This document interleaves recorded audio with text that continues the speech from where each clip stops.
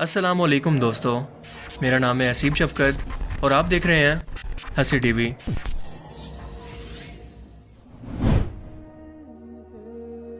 हम सभी लोग जानते हैं कि जादू करने और इसे करवाने वाला शख्स अगर दोनों मुसलमान हैं तो दायरा इस्लाम से खारिज होकर काफिर हो जाते हैं, क्योंकि ये सीधा सीधा शिर्क है।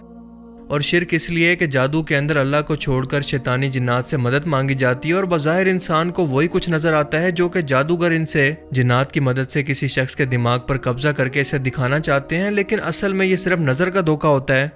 मिसाल के तौर पर इसकी मिसाल हमें कुरान पाक से मिलती है। जब फ़िरौन मिस्र के दरबार के अंदर जादूगरों ने अपनी रस्सियाँ डाली तो वो वहाँ मौजूद दरबार के अंदर सब लोगों को जादू की मदद से सांप नजर आने लगी, मगर असल में वो रस्सियाँ ही थी। इसके बाद जब मूसा अलैहिस्सलाम ने अपना आसम मुबारक दरबारियों के सामने डाला तो वो हकीकत के अंदर एक बड़ा अफ्ताहा बनकर इन सांपों को निगल गया, जो कि असल में मौजज़ा था, ना कि कोई जादू।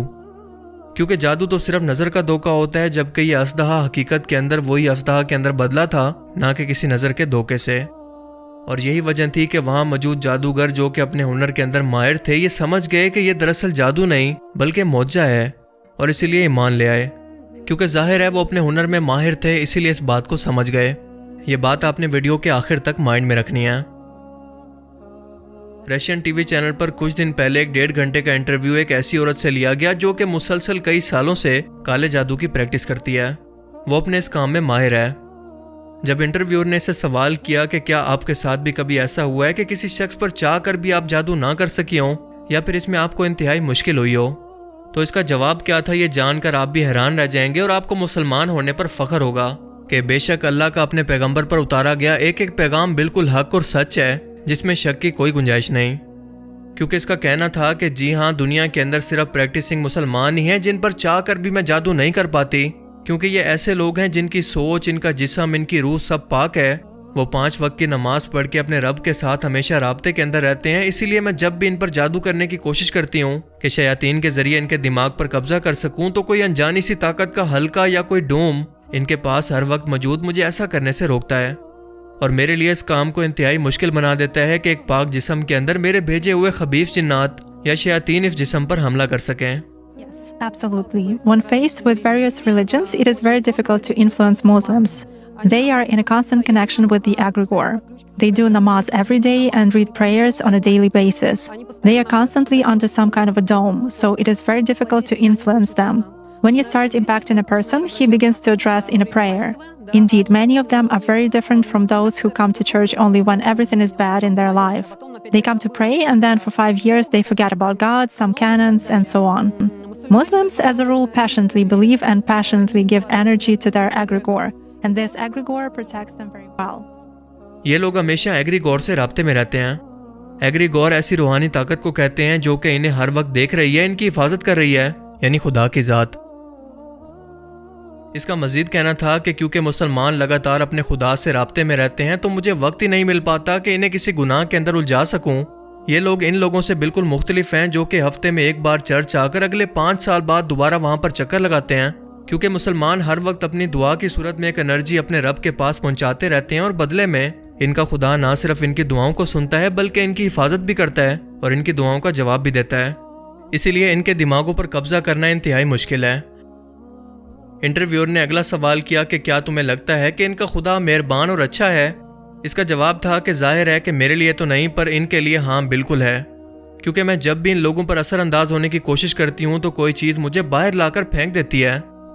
मैं किसी भी शख्स को इमेजिन या तसव्वुर करके शयातीन की मदद से इसके दिमाग पर कब्जा कर सकती हूँ, मगर जब भी किसी प्रैक्टिसिंग मुस्लिम की बारी आती है उसका तसव्वुर ऑटोमेटिकली मेरे दिमाग से मिटा दिया जाता है।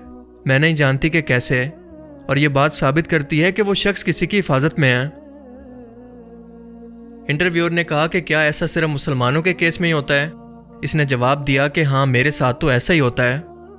अल्लाहु अकबर। ये अल्फाज एक गैर मुस्लिम जादूगरनी के हैं, किसी मुसलमान के नहीं। जब अल्लाह पाक कुरान करीम के अंदर फरमाता है कि हमने जिन और इंसान को अपनी इबादत के लिए पैदा किया और जो भी अल्लाह की इबादत करके इसका कुर्ब हासिल करता है, अल्लाह ताला इसकी हिफाजत पर फरिश्तों को मामूर कर देता है, और अल्लाह ताला तुम्हारी दुआओं को सुनता है और अपनी रहमतें तुम पर नाजिल करता है जो कि शयातीन से तुम्हारी हिफाजत करती हैं। तो गैर मुस्लिम और एथियस्ट ये सवाल करते हैं कि साइंस क्योंकि इन चीज़ों का फिजिकल वजूद साबित नहीं कर सकती, लिहाजा हम इसे नहीं मानते। یہ وہ کم عقل لوگ ہیں جو کہ مانتے ہیں کہ ان کا فزیکل جسم موجود ہے، پر اس کے ساتھ ساتھ ان کا کوئی سافٹ ویئر بھی موجود ہے جو کہ جسم کو چلا رہا ہے، یعنی کہ روح۔ یہ مانتے ہیں کہ ان کا دماغ تو موجود ہے، پر اس کے ساتھ ساتھ اس دماغ کے اندر سوچ بھی موجود ہے، اسے ہم دیکھ نہیں سکتے۔ یہ مانتے ہیں کہ گریوٹی بھی موجود ہے، الیکٹرو میگنیٹک فورس یا ریڈیشن وغیرہ سب موجود ہیں جو کہ ہمارے اس فزیکل ورلڈ کے اندر موجود ہیں، پر انہیں انسانی آنکھوں سے دیکھنا ممکن نہیں۔ یہ مانتے ہیں کہ انسان کے اندر غصہ، جیلسی، خوشی، یہ سب فیلنگز موجود ہیں جنہیں دیکھنا ممکن نہیں اور نہ ہی ثابت کرنا ممکن ہے، لیکن پھر بھی ان سب اندیکھی چیزوں پر یقین رکھتے ہیں۔ صرف یقین نہیں کرتے تو صرف ان باتوں پر جو کہ قرآن میں یا اسلامی تعلیمات کے اندر بیان کی گئی ہیں۔ اس سے بڑی منافقت بھلا کیا ہو سکتی ہے؟ کیونکہ اگر ان کا سٹینڈرڈ ایک ہی ہے تو ان سب نہ نظر آنے والی چیزوں کا فزیکل وجود پہلے ثابت کریں اور اس کے بعد اس پر یقین رکھیں۔ اللہ نے اس دنیا کے اندر کچھ میٹا فزیکل قانون ایسے رکھے ہیں جنہیں نہ انسانی آنکھیں دیکھ سکتی ہیں اور نہ ہی انسانی دماغ سمجھ سکتے ہیں۔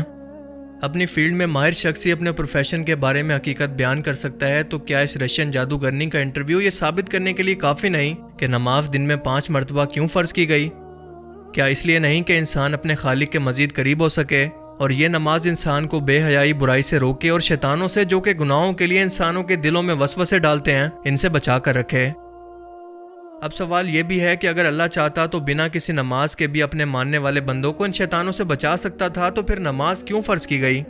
تو اس کا جواب ہمیں سورہ ہجر کی آیت 39 کے اندر ملتا ہے کہ جب شیطان نے اللہ کو چیلنج کیا اور اس نے کہا کہ پروردگار، جیسا تو نے مجھے رستے سے الگ کیا ہے، میں بھی زمین کے لوگوں کے لیے گناہوں کو ان کی نظروں میں آراستہ کر کے دکھاؤں گا اور ان سب کو بہکاؤں گا، لیکن ان میں جو تیرے مخلص بندے ہیں ان پر قابو پانا میرے لیے انتہائی مشکل ہے۔ کیا یہ قرآن کے وہی الفاظ نہیں جو کہ یہ جادوگرنی اپنے انٹرویو میں دہرا رہی ہے؟ اس کے بعد اللہ پاک مزید فرماتا ہے کہ مجھ تک پہنچنے کا یہی سیدھا راستہ ہے، جو میرے مخلص نیک بندے ہیں ان پر تجھے کوئی اختیار نہیں کہ تو ان کو گناہوں میں ڈال سکے، ہاں مگر گمراہوں میں سے لوگ تیرے پیچھے چل پڑیں گے اور ان سب کے وعدے کی جگہ جہنم ہے۔ یعنی شیطان کا یہ وعدہ تھا کہ وہ انسانوں کو قیامت تک اپنی شیطانی فوج سے بہکائے گا، اور اس کے بہکاوے میں وہی شخص آئے گا جو کہ ناپاکی، بے حیائی اور گناہوں میں ڈوبا رہے گا، پھر چاہے وہ مسلمان ہی کیوں نہ ہو۔ کیونکہ اس جادوگرنی نے بھی بالکل یہی الفاظ استعمال کیے کہ پریکٹسنگ مسلم، یعنی نام کے نہیں بلکہ دین پر عمل کرنے والے مسلمان اس سے بچے رہتے ہیں۔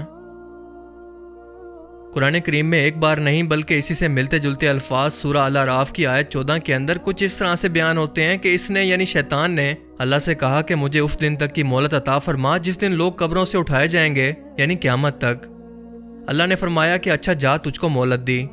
پھر شیطان نے کہا کہ تو نے تو مجھے معلوم کیا ہے، میں تیرے سیدھے راستے پر ان لوگوں کو بھی گمراہ کرنے کے لیے بیٹھوں گا، پھر ان کے آگے سے، پیچھے سے، دائیں طرف سے اور بائیں طرف سے، یعنی چاروں طرف سے ان پر حملہ کرتا رہوں گا، اور تو ان میں سے زیادہ تر کو شکر گزار نہیں پائے گا، یعنی زیادہ تر لوگ گمراہ ہو جائیں گے۔